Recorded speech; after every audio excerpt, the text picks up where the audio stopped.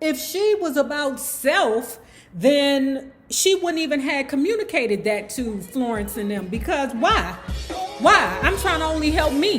They don't need to know who I'm with, because then they may go behind me and fuck him too.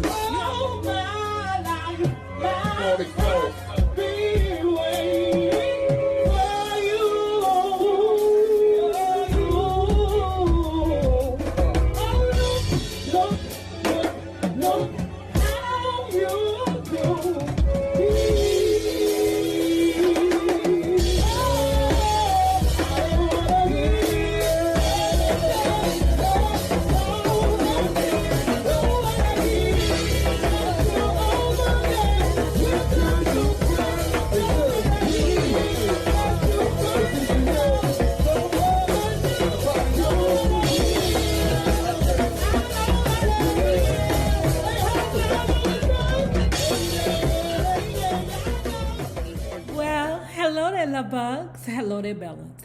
If you have not already done so, please remember to like, share to Facebook, subscribe, and visit uptopbeauty.com. Today's looky would be our Michelle Red. Ooh, won't you go over there and check it out and sweeten the pot? This week, what day am I releasing this video? This would be, Wednesday to next Wednesday. All lippies will be buy one, get one free. That's what I said. And if you are not already a part of our book club, please hit the Patreon link below and or the join button here on the YouTube. And for a small monthly fee of $5, you babies, yes, you can be privy to all the shenanigans before the YouTube gets it, if the YouTube gets it. Now, let's let's continue talking about Call Her Miss Ross.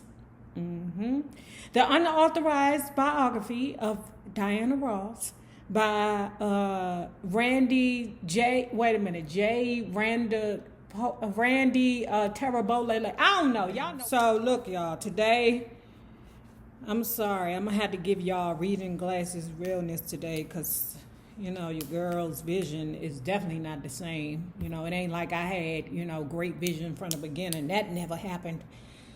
But for some reason with this book, I have trouble reading it. So we're going to do the reading glasses today. Okay. You ain't never read a book like this before. It was Eddie's idea to have Mary sing lead on a song, a soft, rocking ballad right up her alley. But Brian reminded everyone that Diana was the lead singer. Lamont Dozier recalled that the session for Where Did Our Love Go in 1964, April, was a pretty trying experience, he said. After it was over, we played the song for Barry. His verdict: it'll go top 40, maybe top 20. Not good enough of a number one, though. Dozier distinctly remembered the breakthrough. We were used to cutting Diana in a higher key than we had recorded her in previously. For this one tune, we decided to drop the key. The result was surprising. In a lower key, she sounded sexy. We were impressed with that, but we didn't think much more about Diggity Clarkity getting his Monococali bus tour together. Okay, what's it called? The Cavalcade of Stars. Okay, so he won a piece of the Motown there, right? And he called there for Brenda Holloway. She was the person who was singing Every Little Bit Hurts. Yeah, Every Little Bit Hurts, right? Berry Gordy, being the shrewd businessman that he is, he was like, okay, Diggity Clarkity, but you got to take the Supremes too. The Supremes, we don't know them, ladies. I don't know them. Well, if you don't take the Supremes, then you can't have Brenda. All right.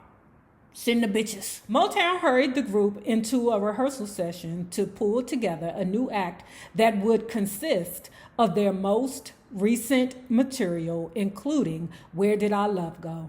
In June 1964, the Supremes began the Dick Clark Tour, billed as Others. On the show, Gene Pitney, the Shirelles, Brenda Holloway, and others. The others included Bobby Sherman, the Crystals, Brian Hyland, and Dee Dee Sharp. Berry Gordy gave Ernestine Ross the job of the chaperone on this trip, replacing Miss Johnston and Esther Edwards. Perhaps he felt that Ernestine could handle Diana Ross better. And so no, can't nobody handle her. Dick Clark had a fond memory of the Supremes. I was walking through the backstage area of one of the auditoriums we played, and as I passed by a dressing room, I heard 3 cappella voices singing. People, someone told me it was the Supremes. How odd. I remember thinking 3 black girls from Detroit singing Barbra Streisand songs on a rock and roll tour. There must be something there. Something. Class and sophistication. We'd go on stage every night and sing the song, and the kids would just start screaming, Diana Ross recalled. We'd look at each other and look around the stage wondering what's the fuss about. During these one-nighters, we never had the time to think about what was happening with the record. When I called home, my sister told me that it was being played, but that didn't matter to me because they played all of our stuff in Detroit. They just never played the records anywhere else. The group was about a month into the tour when Where Did Our Love Go began outselling all the other pop and rhythm blues songs released at that time. Whatever the reason for success, Berry Gordy was convinced that HDH had hit pay dirt. The Supremes now had a sound. HDH were immediately pulled from the other company projects to devote themselves full time to the Supremes. Quickly, now, before I move forward, that was your mistake, Berry Gordy. That was your mistake. As a so-called father of the company, you let your other kids falter while you focused on that one child. Okay? Now, I know some of you sports parents is like, well, goddamn it, Ray is the football player. He gonna take us to the NFL and get us together. But Quisha over there peeing on herself, and she's 7. Quickly, they constructed 2 more songs directly patterned after the first hit, both written and produced with the newly discovered Diana Ross sound in mind. Baby Love and Come See About Me, both eventually sailing their way to number 1. Come see about me, baby. The group was rushed into the studio for the Where Did Our Love Go album. It was the next obvious step for Holland Dozier Holland. It would become one of the biggest selling albums of 1964. With 3 number 1 records on it, it remained on the charts for well over a year and sold 922,009 copies. After they finished the album, Berry booked the girls into the 20 Grand nightclub in Detroit with the Temptations for a 2-week engagement. It was the Supremes' first major nightclub appearance. During the second week, a friend of Flo's came back to the dressing room before a show, pulled her aside, and had a brief talk. Diana and Mary watched as Flo's face dropped. The woman walked away. What happened? Diana demanded to know. Who the hell was that? Keep your voice down, girl. She's a cop, Flo whispered. I used to know her. She said we can't go on tonight because you and Mary ain't 21 yet. What? That's crazy, Diana explained. Then she went to find Barry. As the girls waited in the dressing room, Barry and the police woman had an urgent conversation in the hallway. Look, if those 2 go on, I'll arrest them, she said finally before storming off. Barry walked into the room and told the girls to pack up their things. We got no choice, he admitted. We got a choice. We can go on, Diane said. I'd like to see her just try to arrest me, girl. Them damn Aries, man, they will fight the devil. You hear me? Girl, you can't go to jail because then you're going to be messing with Berry Gordy's money, girl. Get your priorities together. Fuck your pride and your ego and your tenacity tonight, girl. Berry grinned at her. You know what? I'd like to see that too. He probably got a Woody. Thinking about how ambitious Diana is. The Temptations finished the engagement without the Supremes, who were eventually replaced by Kim Weston. Though Mary and Florence were excited about the opportunity, as Diana remembered it, the group's first appearance on December 1927, 1964, left a lot to be desired. I was unhappy. We had supposed to do 2 songs and we ended up doing 1. Okay, so let me tell you something. The Ed Sullivan Show was absolutely a big deal. One, because Ed Sullivan was a forward-thinking man, much like Johnny Carson or Dickety Clark. It was always a magnificent event when we saw ourselves on TV. Okay, and Ed Sullivan was one of those forward-thinking people that did not draw the line between color in regards to entertainment. The reason why Diana was in her feelings was because typically the acts that appear on the Ed Sullivan Show would perform twice, right? She did not know that for new acts, they only performed once, right? So she was in her feelings about the situation, right? Now, according to Mary Wilson speaks very fondly of the Ed Sullivan Show and how he was partial to the Supremes. Now, I don't know why Mary Wilson's experience with the Ed Sullivan Show was different from Diana Ross's, but, you know, I guess somebody should have just explained to her, look, girl, don't take it personal that you only performing 1 time. You're a new act. And that's the new act rules. We were supposed to do 2 songs and we ended up doing 1.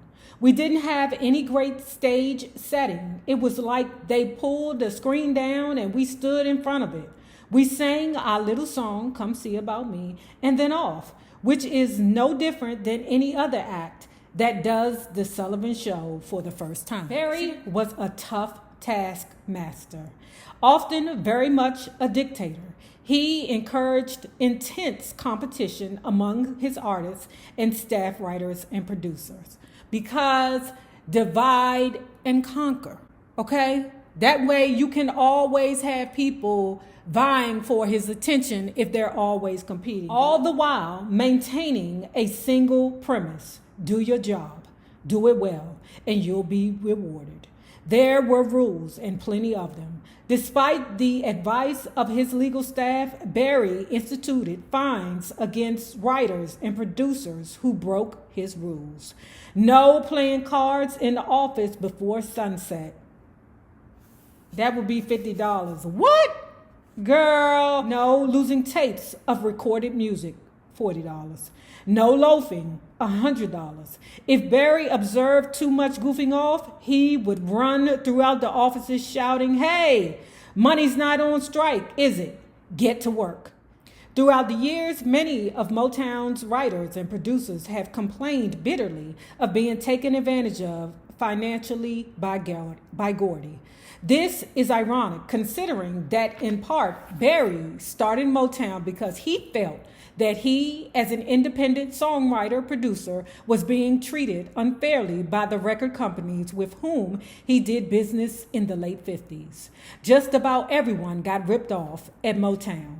Clarence Paul said in an interview the royalty rates were substandard. Motown had their own songwriting contracts, which were way below the rest of the industry. Tunes were stolen all the time, and often credit wasn't properly assigned. Gordy had Smokey Robinson write a company anthem, the lyric of which included, "We are a very swinging company." He trying to be funny with that because you know they said that Motown was a swingers club. I'm just saying, okay. Working hard from day to day. Nowhere will you find more unity than at Hitsville, USA. Gordy required that members of his staff sing it at the beginning of most company meetings. Sometimes he would choose one staff member and force that unfortunate person to sing it in front of his and her co-workers. 1965 was to become the Supremes' year. Diana and Mary would turn 21 in March, and Florence would become 22 in June. The year started off on the best possible note when on January 5th, The girls went into the studio to record Stop in the Name of Love.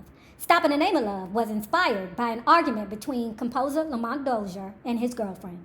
Just as his woman was about to walk out on him, Lamont shouted, "Please, baby, stop in the name of love." It was so corny and silly that we burst out laughing. He recalled, and it ended the fight. Stop in the Name of Love deposed the Beatles 8 days a week when it went to the #1 spot on the charts in March 1965. Rolling Stone, 23 years later, would name the song 10th of the 100 most important singles of the rock era. A check of the Supremes' discography reveals that there were 17 commercial releases by the group between 1965 and 1966, 9 singles and 8 albums. After the terrific Stop in the Name of Love, all of the Supremes singles were memorable. Back in My Arms Again, Nothing But Heartaches, I Hear a Symphony, My World is Empty Without You, Love is Like a Itching in My Heart, You Can't Hurry Love, You Keep Me Hanging On. All but 3 of these would become #1 records. During this banner year, 1965, the Supremes appeared on over 15 national television programs. This was also the year the Supremes met their pop music peers, the Beatles. The Beatles were scheduled to perform at the Shea Stadium while the Supremes were in town for promotional interviews. Both groups were staying at the Warwick Hotel in New York. The historic meeting set up by Beatles manager Brian Epstein and Don Foster, Barry's assistant, did not go well. You know why? The girls were dressed supremely.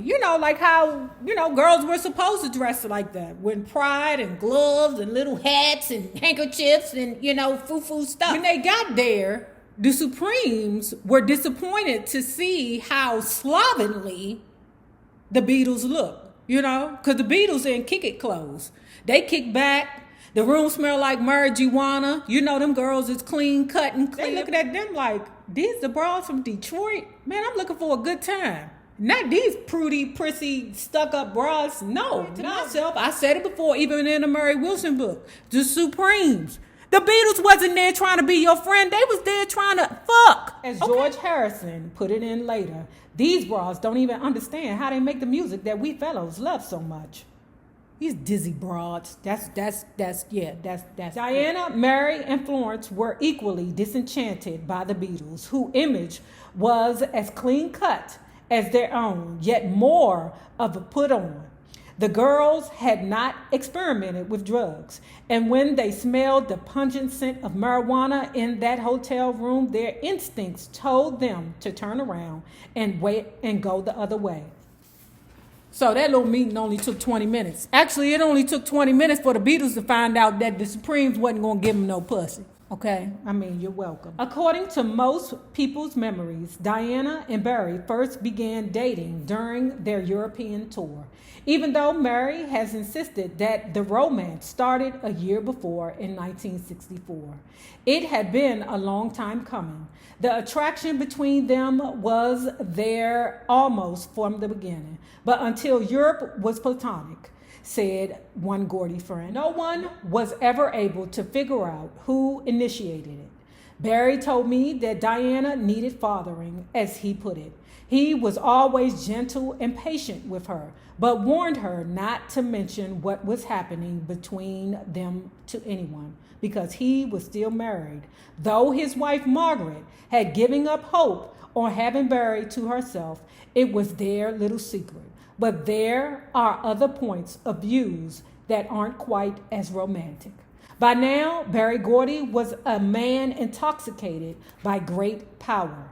His record company was a financial success, and he was doing it his way. As Marvin Gaye once said, Berry could make you think what he wanted was what you wanted, when actually what he wanted was what he wanted, and not even in your best interest.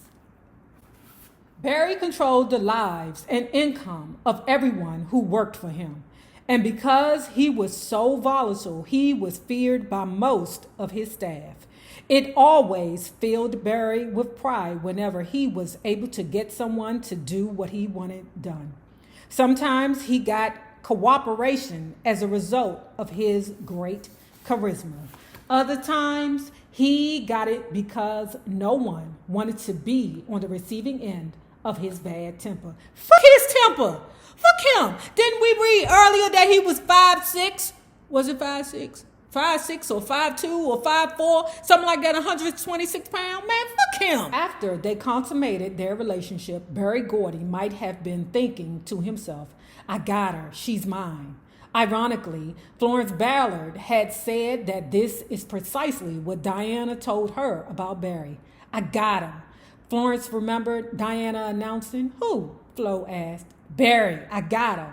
So, Flo asked nonchalantly, acting as if Diana's accomplishment didn't really matter or change anything.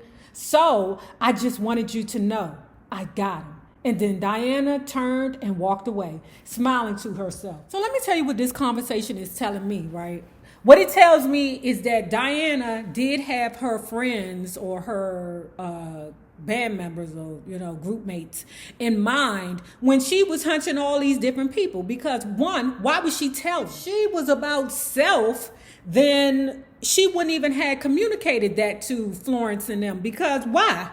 Why? I'm trying to only help me. They don't need to know who I'm fucking, because then they may go behind me and fuck him too. As far as I'm concerned, don't be mad at her. Follow her plan, because it worked. That's undeniable. It worked.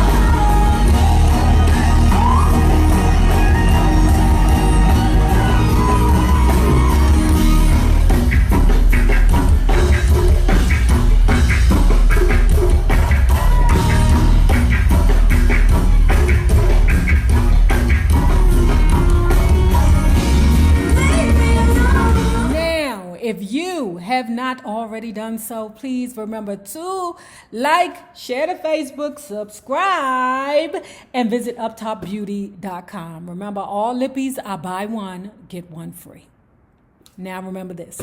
The same people that you meet on the way up will always be the same people that you meet on the way down. My naysayers, my patron loves. You babies, have a good one.